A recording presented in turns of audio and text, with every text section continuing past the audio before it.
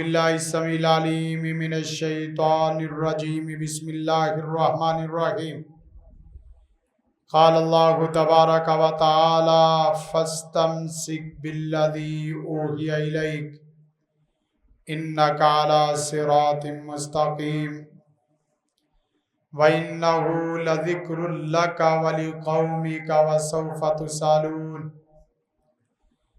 وَاسْأَلْ مَنْ أَرْسَلْنَا مِنْ قَبْلِكَ مِنْ رُسُلِنَا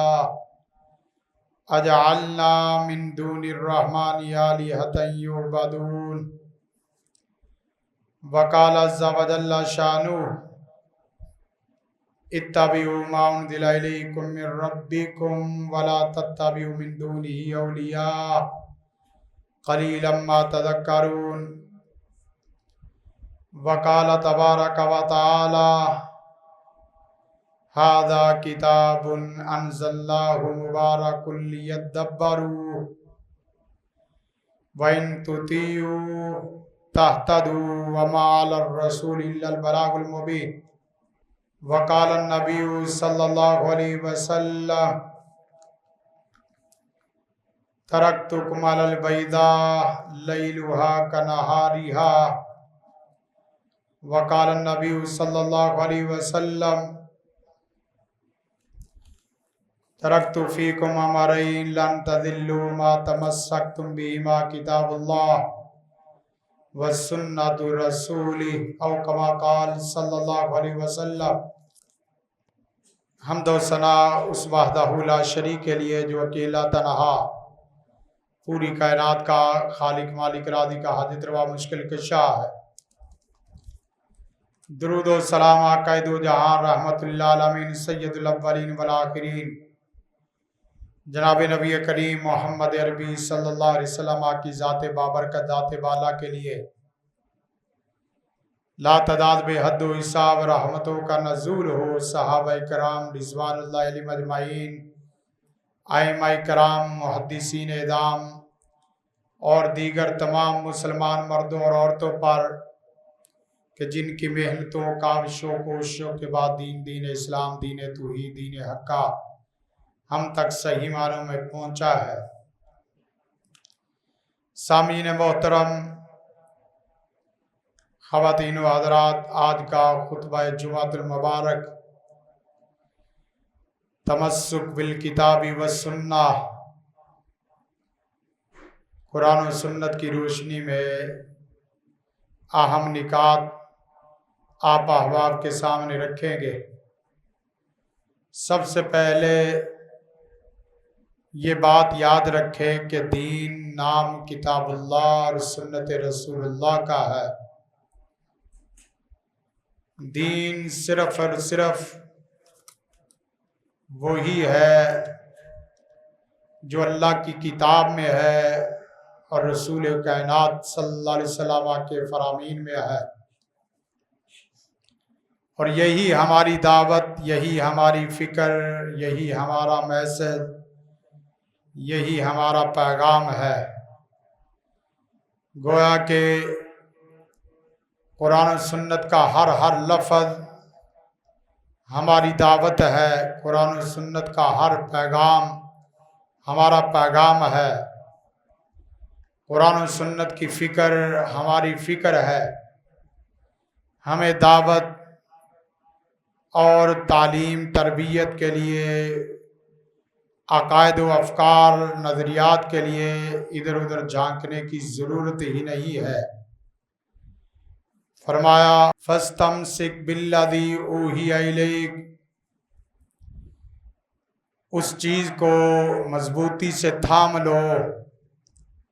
جو اللہ تعالیٰ نے آپ کی طرف وحی کی ہے۔ گویا کہ دین آسمانی ہوتا ہے، زمینی نہیں ہوتا۔ جو آدمی دین کی بات کرے اور نظریات، عقائد، افکار، اعمال، نظریات زمینی دے، وہ دین ہی نہیں ہے، جس کا تعلق آسمان سے نہیں ہے۔ قرآن کریم فرمایا ثم جعلناک علی شریعۃ من الامر فاتبعها ولا تتبع اهواء الذین لا یعلمون، جو اللہ کی شریعت ہے، آسمان سے نازل شدہ ہے، اسی کی اتباع کرو، اور دائیں بائیں نظریات کی طرف، دائیں بائیں شخصیات کی طرف، دائیں بائیں اقوال اور اسی طرح توضیحات فلسفوں کی طرف نہ جھانکو، صرف اسی کو لو جو اللہ نے کتاب اللہ اور سنت رسول اللہ کی صورت میں اتارا ہے۔ فرمایا وَإِن تُطِيعُوهُ تَهْتَدُوا، اگر کتاب اللہ سنت رسول اللہ کی اتباع کرو گے تو ہدایت یافتہ ہو، اور اگر قرآن و سنت سے اعراض کرو گے فَلْيَحْذَرِ الَّذِينَ يُخَالِفُونَ عَنْ أَمْرِهِ أَن تُصِيبَهُمْ فِتْنَةٌ أَوْ يُصِيبَهُمْ عَذَابٌ أَلِيمٌ، جو آدمی اللہ اور اس کے رسول کی مخالفت میں، قرآن و سنت کی مخالفت میں کوئی بھی عمل کرتا ہے اور وہ باقاعدہ اسے نظریہ بناتا ہے، دلیل زمینی لیتا ہے، آسمانی نہیں لیتا، اسے اللہ کے عذاب سے یا فتنے سے ڈرنا چاہیے۔ نبی کائنات صلی اللہ علیہ وسلم نے باقاعدہ صراط مستقیم کی مثال دیتے ہوئے فرمایا، صحابی رسول فرماتے ہیں خط لنا رسول اللہ صلی اللہ علیہ وسلم خطا، اللہ کے رسول نے مختلف خطوط کھینچے، مثال سے سمجھایا اور فرمایا ھذا سبیل اللہ، یہ جو سیدھا رستہ ہے یہ اللہ کا رستہ ہے، اور وَخَطَّ یمینہ و شمالہ، اپنی دائیں جانب اور بائیں جانب راستے کھینچے، خطوط کھینچے، اور فرمایا ثم قال ھذہ السبل لیس منھا سبیل الا علیہ شیطان، ان میں سے کوئی راستہ ایسا نہیں ہے جس کے اوپر شیطان نہ بیٹھا ہو، اور وہ لوگوں کو بلاتا ہے ان چرستوں کی طرف، رستوں کی طرف، اور پھر جا کے آگے فرمایا یہ جو سیدھا راستہ ہے یہ صراط مستقیم ہے، اور قرآن کریم کی یہ آیت وَأَنَّ هَذَا صِرَاطِي مُسْتَقِيمًا فَاتَّبِعُوهُ وَلَا تَتَّبِعُوا السُّبُلَ فَتَفَرَّقَ بِكُمْ عَنْ سَبِيلِهِ، صراط مستقیم اس کی اتباع کرو جو کتاب اللہ اور سنت رسول اللہ کی صورت میں ہے، اور دائیں بائیں جھانکنے کی ضرورت نہیں ہے۔ فرمایا قرآن کریم لِكُلٍّ جَعَلْنَا مِنْكُمْ شِرْعَةً وَمِنْہَاجًا، اللہ تعالیٰ نے دین کو سمجھنے کے لیے کتاب اللہ اور سنت رسول اللہ بھی دیے ہیں، اور کتاب اللہ اور سنت رسول میں ایسے اصول ہیں جن کے ساتھ آدمی دین کو بھی سمجھ سکتا ہے، سماج کو بھی سمجھ سکتا ہے۔ سماج کے لیے کوئی الگ سماجی اصولوں کی ضرورت نہیں ہے، دین کو دینی اصولوں سے سمجھو گے تو اللہ تعالیٰ دین کو صحیح معنوں میں سمجھائے گا، اور دین کو بناوٹی اصولوں سے، دین کو فلسفی اصولوں سے، دین کو منطقی اصولوں سے، دین کو سائنسی اصولوں سے سمجھو گے تو یقین کریں دین کی اصل نہیں رہے گی، دین کی بیس بنیاد نہیں رہے گی۔ یہی وجہ ہے کہ رسول کائنات صلی اللہ علیہ وسلم نے فرمایا ترکت فیکم امرین لن تضلوا بہما کتاب اللہ و سنت رسول اللہ، میں تمہارے میں دو چیزیں چھوڑے جا رہا ہوں، جب تک تم اسے مضبوطی سے تھامے رکھو گے کبھی بھی گمراہ نہیں ہوگے۔ دنیا کا فتنہ کسی بھی شکل میں ہو، نظریاتی فتنے ہو یا عملی فتنے ہو، جو آدمی کتاب اللہ اور سنت رسول اللہ کو مضبوطی سے تھام لیتا ہے، اللہ کے فضل و کرم سے نہ وہ نظریے کے اعتبار سے گمراہ ہوتا ہے، نہ ہی وہ فکر کے اعتبار سے پریشان ہوتا ہے، اور نہ ہی وہ عمل کے اعتبار سے بد عمل ہوتا ہے۔ تمسک بالکتاب و سنہ کا مطلب یہی ہے کہ براہ راست دستور حیات اور قانون زندگی اللہ کی کتاب کو بناؤ اور سنت رسول اللہ کو بناؤ۔ آپ جب قرآن و سنت کو براہ راست نہیں لیتے، اس کے اندر عجیب و غریب قسم کی توضیحات اور تعبیرات اور تشریحات لاتے ہو، جیسا کہ قرآن و سنت کی تعبیرات کے 3 ورژن دنیا میں پائے جاتے ہیں۔ سب سے پہلا ورژن قرآن و سنت کی فقہی تعبیرات اور فقہی تعبیرات کو اصل بنا کے قرآن و سنت کو ثانوی حیثیت میں رکھ دیا گیا ہے، اور اس کے اوپر باقاعدہ 2 ممالک کھڑے ہو گئے، ایک افغانستان کی شکل میں اور دوسرا ایران کی شکل میں۔ ایران قرآن و سنت کی فقہی تعبیر جو فقہ جعفری سے متعلقہ ہے، اس کو لینے کا باقاعدہ قائل فاعل ہے، اور افغانستان میں قرآن و سنت کی وہ تعبیر جو ایک فقہی تعبیر ہے، اسے وہ لینے کے باقاعدہ قائل فاعل ہیں۔ گویا کہ قرآن و سنت کی تعبیر اور قرآن و سنت کی انٹرپریٹیشن کا ایک ورژن وہ ہے جو فقہی تعبیرات اس کو اصل قرار دے کر قرآن و سنت سے براہ راست جو استفادہ کرنا چاہیے تھا، قرآن و سنت کے لفظوں کو، قرآن و سنت کے معانی اور مفاہیم اور مطالب، قرآن و سنت کی تفاسیر کو اصل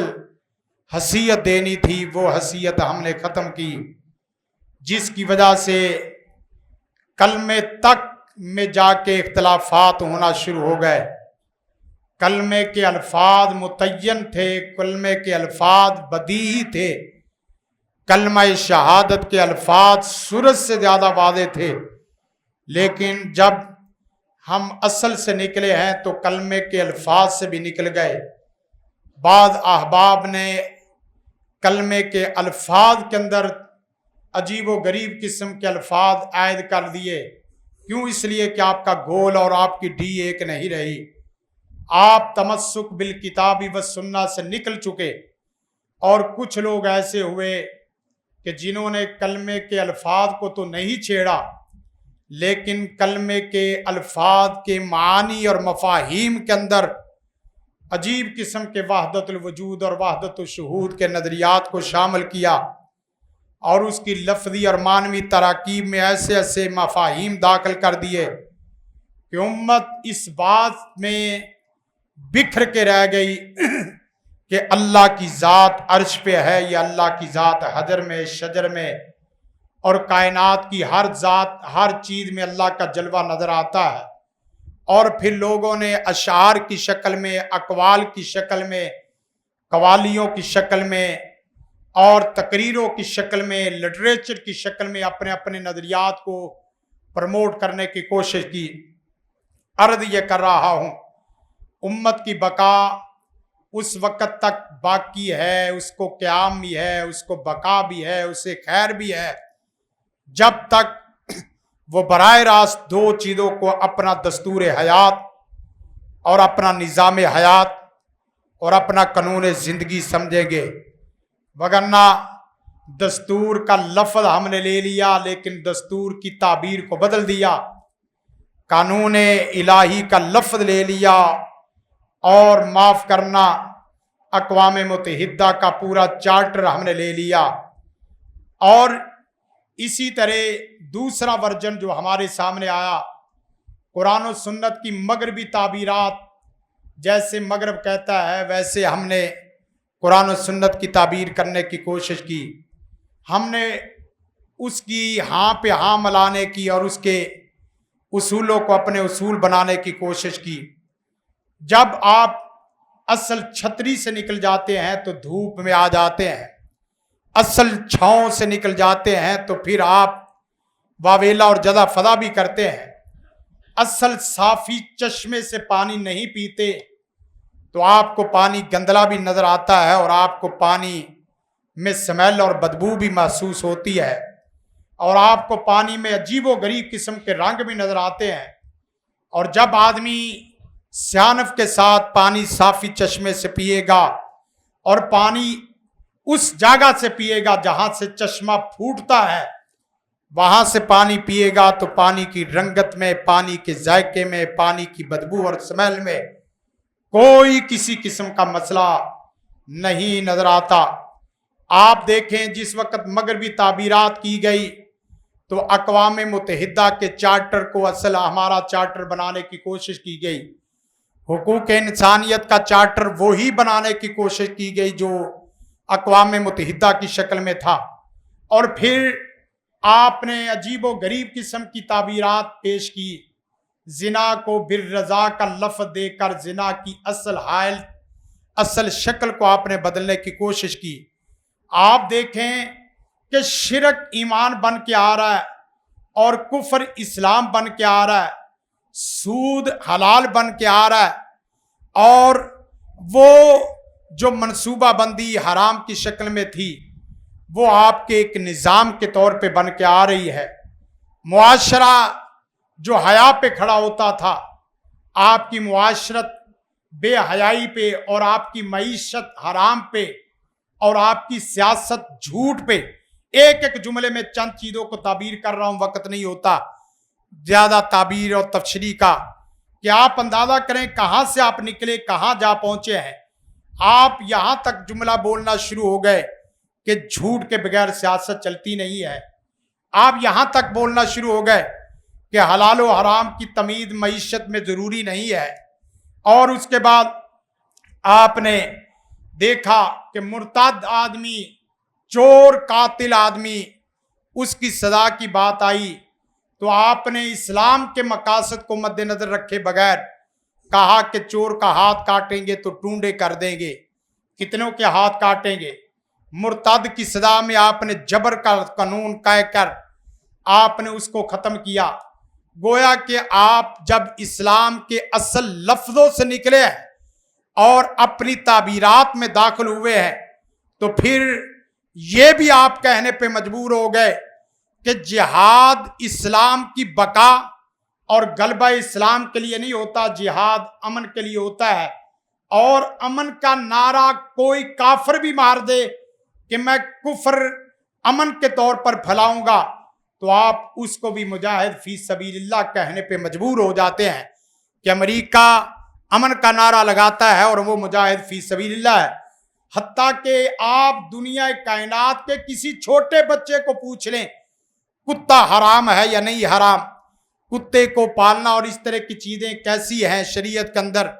ایک ریڑھی والا بھی آپ کو دکھائی دے گا اور بتائے گا، سنائی دے گا کہ بھئی کتا کتا ہوتا ہے، کتا کتا ہوتا ہے، اور کتا کتوں کی جگہوں میں ہوتا ہے، کتا بندوں کے ساتھ سوتا اور کتا بندوں کے ساتھ کھاتا کبھی نہیں دکھائی دیتا۔ لیکن آپ کی ویورشپ اور آپ کی جو لائک شیئر کی جو چیزیں ہیں، سب سے زیادہ اس چیز کو لگی کہ کتا حلال، کتا جائز ہے، کتے کے اندر کوئی مسئلہ نہیں۔ یہ تہذیب کا مسئلہ تھا، اس تہذیب میں کتا حرام تھا، اس تہذیب میں کتے کا حلت و حرمت کا مسئلہ نہیں۔ آپ کہاں جائیں گے جب گول نہ ہو اور ڈی نہ ہو، تو پھر منزل متعین نہ ہو تو سفر کبھی ختم نہیں ہوتا۔ آپ پھر دوڑتے چلے جاتے ہیں، جس کے ہاتھ میں گیند آ جائے ادھر لے جاتا، جدھر اس کا رخ ہوتا ہے۔ اور ایک تیسری تعبیر تھی جو قرآن و سنت کو براہ راست بیائی ہی انہی لفظوں میں لینا ہے، جو لفظ پیارے حبیب پر، رسول کائنات صلی اللہ علیہ وسلم پر بواسطہ جبریل رسول کائنات کے قلب اطہر پر نازل ہوئے۔ آپ ایک ایک لفظ کے اوپر پہرا دیں گے، حتیٰ کہ پھر ان لوگوں نے، آپ اندازہ کر لیں کتنی سر توڑ محنت کی جب یہ تمام کیا کہ قرآن و سنت کے لفظوں کی امانت کو،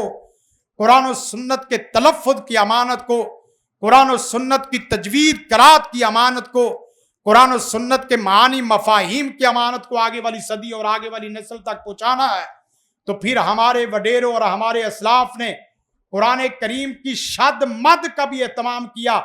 کہ بھئی قرآن کریم کے لفظ جب کل اعوذ برب الناس مالک الناس یہ پڑھنا ہے تو گننے کی مقدار 1 الف ہوگی، اور جس وقت ادائیگی کی بات آئی والذین یؤمنون بما انزل الیک وما انزل الیک وما انزل من قبلک، مدات میں انگلیوں پہ گن گن کے علماء نے اپنے بچوں کو سمجھایا کہ بیٹا 1 الف ایسے، دوسری الف ایسے، تیسری الف ایسے، چوتھی الف ایسے، آپ نے 5ویں تک جانا، 6ٹھی تک نہیں جانا، اس طرح آپ کی وہ جو حسن تھا لفظ کا حسن، اس کا بھی خیال کیا کہ لفظ کی اصل بھی خراب نہ ہو اور لفظ کا حسن بھی خلاف نہ ہو، لفظ کا تلفظ بھی خراب نہ ہو، اور پھر لفظ کے معانی کے اوپر تو آپ یقین کریں اتنی وضاحتوں کے ساتھ شیخ الاسلام ابن تیمیہ علیہ رحمہ فرماتے ہیں کہ جس وقت قرآن کریم کا میں مطالعہ کرتا میرے ذہن میں سینکڑوں معنی آ جاتے اور ایک معنی کے لیے میں جنگلوں میں نکل جاتا، اللہ سے دعا کرتا کہ یا اللہ اس لفظ کی صحیح جو نبوی تفسیر ہے اور جو صحیح سلفی تعبیر ہے، جو صحابہ کی تفسیر ہے، وہ مجھے سجا دے اور سکھا دے۔ تو آپ یقین کریں کہ ایک تفسیر وہ باقی رہ جاتی، باقی ساری اللہ مٹا دیتا اور اس کو قرآن و سنت پر پیش کرتا تو بالکل بےعینی وہی تفسیر جو اللہ کے رسول کی تھی۔ تو عرض کر رہا تھا کہ تمسک بالکتاب والسنہ اس فتنے کے دور میں بہت ضروری ہے۔ آپ اپنے بچوں کو مسجد میں براہ راست لفظ کو بھی، الفاظ شرع کو اور معنی شرع کو ترجمے کی شکل میں پڑھنے پڑھانے کی توفیق مانگے، اللہ سے کوشش کریں اور توفیق مانگے کہ بچہ کم از کم آپ کا بچہ اس فتنوں کے دور میں، میڈیا سوشل میڈیا کے دور میں اور اسی طرح مغربی فکر و فلسفہ کے دور میں اور اسی طرح دیگر جو آراء نظریات کا دور، فتنوں کا دور، اس میں اپنے بچوں کو لفظ قرآن کریم کے نہیں سکھاتے، آپ یقین کریں بچہ عجیب و غریب قسم کے نظریات اور ملغوبے کا مالک بن جاتا ہے۔ اسے نہیں اندازہ کہ باپ کیا ہے، اسے نہیں اندازہ کہ خاندان کیا ہے، اسے نہیں پتا کہ وڈیرے اور بزرگ کیا ہیں، اسے نہیں پتا کہ معاشرے میں حیا کتنی بڑی چیز ہے۔ وہ پھر جہاں بیٹھتا ہے بیٹھ جاتا ہے، جہاں سوچتا ہے جو سوچتا ہے وہ سوچتا ہے، جو حرام کی تمیز سے، حقوق و فرائض کے مسئلے سے، اصل اسلام قرآن کے لفظ سے بھاگ جاتا ہے۔ اور یہی وجہ ہے کہ آپ نے جب ہر بندے کو یہ منبر دیا ہے، ہونا یہ چاہیے تھا کہ اس کا بھی کرائٹیریا ہوتا، اور اس کا کرائٹیریا اس طرح ہوتا کہ علاقے کے اعتبار سے، علاقے کی لک کے اعتبار سے، علاقے کے جو ہے نا وہ افراد کے اعتبار سے منبر دیا جاتا کہ بھئی حضرت وہاں کی زبان کے لوگ وہ اس لیول کے ہیں، آپ نے انٹرپریٹیشن کرنی ہے، آپ قرآن و سنت کو پنجابی میں بیان کریں گے، قرآن و سنت کو علاقائی زبان میں بیان کریں گے، قرآن و سنت کی تعبیر علاقائی کرنے کی کوشش کریں گے، وہاں پوری دنیا کے ڈسکس کرنے والے لوگ ہیں، آپ قرآن و سنت کی ترجمانی، عالمگیر ترجمانی کرنے کی کوشش کریں۔ قرآن و سنت اللہ کی کتاب، اللہ کی طرف سے یہ نازل شدہ ہے، اللہ بڑا ہے تعبیر بڑی لاؤ، اللہ اونچا ہے تعبیر اونچی لاؤ، اللہ بہت بڑی وسیع ذات ہے، اپنی ترجمانی میں وسعت لاؤ، اپنی ترجمانی میں گہرائی لاؤ، اپنی ترجمانی میں بلندی لاؤ، پھر جا کے قرآن و سنت آپ کو صحیح معنوں میں اللہ کے فضل و کرم سے اسی طرح چمک کے آئے گا جس طرح قرون اولیٰ میں صحابہ کے دور میں چمکتا تھا۔ وگرنہ لوگ ثواب کی کتاب سمجھ کے، جنت کی کتاب سمجھ کے، ثواب کی کتاب سمجھ کے اور آخرت کی کتاب سمجھ کے اس کو چھوڑ دیں گے، صرف اپنی شادی خوشی غمی میں اس کو فاتحہ خوانی کے طور پہ پڑھیں گے۔ ہاں کسی عالم ربانی کے پاس بیٹھ کے دے، تجھے اندازہ ہو کہ قرآن کریم کا ایک ایک لفظ آپ یقین کریں اتنا سورج نہیں چمکتا جتنا کہ پیارے سونے رب کا کلام چمکتا ہے، حبیب کائنات کا فرمان چمکتا ہے۔ آپ حدیث کو دیکھیں، آخری بات، ترکت فیکم امرین، میں تمہیں ایک ایسی چیز کے اندر چھوڑے جا رہا ہوں کہ لیلوہا کنہاریہا، جس کی راتیں تو وہ دن تو روشن ہیں ہی ہیں، لیکن اس کے دن، اس کی راتیں اس کے دن سے زیادہ روشن ہیں۔ آپ کے سورج کو غروب اور آپ کے سورج کا زوال اور آپ کے سورج کو فنا ہونا ہے، لیکن کمال قربان جائیں قرآن و سنت کو کبھی بھی فنا نہیں ہے، قرآن و سنت کو کبھی زوال نہیں ہے۔ اللہ سے دعا ہے اللہ تعالیٰ مجھے اور آپ سب کو تمسک بالکتاب والسنہ کی توفیق عطا فرمائے، قرآن و سنت سے براہ راست استفادہ کرنے کی توفیق عطا فرمائے، قرآن و سنت کو اپنی زندگی کا دستور اور اپنی زندگی کا قانون اور اپنی زندگی کا نظام حیات بنانے کی توفیق عطا فرمائے۔ اسی میں خیر ہے، اسی میں بھلائی ہے، اسی میں صلاح ہے، اسی میں فلاح ہے، اسی میں کامیابی ہے، اسی میں معیشت، اسی میں سیاست، اور اسی میں معاشرت، اور اسی میں نجات، اور اسی میں آخرت ہے، اسی میں فرش اور اسی میں عرش ہے، اسی میں دونوں جہانوں کی کامیابی ہے۔ ادھر سے ہٹو گے تو وقتی طور پہ چمک بھی گئے تو بعد میں میلا پن اور بعد میں گندلا پن آپ کا مقدر ہے، اور بعد میں آخرت کا معاملہ پھر اللہ کے اوپر، ہم کسی کے اوپر فتوے نہیں لگاتے، مسل کی بنیادوں کی بنیاد پر۔ اللہ سے دعا ہے کہ اللہ تعالی ہم تمام مسلمانوں کو اسی طرف آنے کی توفیق عطا فرمائے۔ قرآن و سنہ مومنٹ اور اسی طرح علی حکمہ انٹرنیشنل، اس کی یہی فکر ہے، یہی دعوت ہے، اللہ کے فضل و کرم سے اس ادارے کے اندر بچوں کو اسی طرح پڑھاتے ہیں اور یہی دعوت دیتے ہیں کہ بیٹا دین بھی پڑھو اور دنیا بھی پڑھو، دین بھی پڑھو اور سماج بھی پڑھو، دین بھی پڑھو اور قرآن و سنت کے ساتھ سائنسی علوم بھی پڑھو، نقل بھی پڑھو اور عقل بھی پڑھو، خالق بھی پڑھو اور تخلیق بھی پڑھو، دین دلیل بھی پڑھو اور استدلال بھی پڑھو، اور سارا جہان پڑھو۔ جب بچے یہ سب کچھ پڑھتے ہیں تو اللہ کے فضل و کرم سے وہ کسی ٹیبل ٹاک میں آ جائے، کسی پروگرام میں آ جائے، بچہ کسی ہچکچاہٹ کا، کسی پریشانی کا شکار نہیں ہوتا۔ اللہ سے دعا اللہ تعالی ہمیں اسی طرح دین سیکھنے سکھانے کی توفیق عطا فرمائے۔ ھذا ما عندی ولی من اللہ، سبحان ربک رب العزت عما یصفون، والسلام علی المرسلین والحمد للہ رب العالمین۔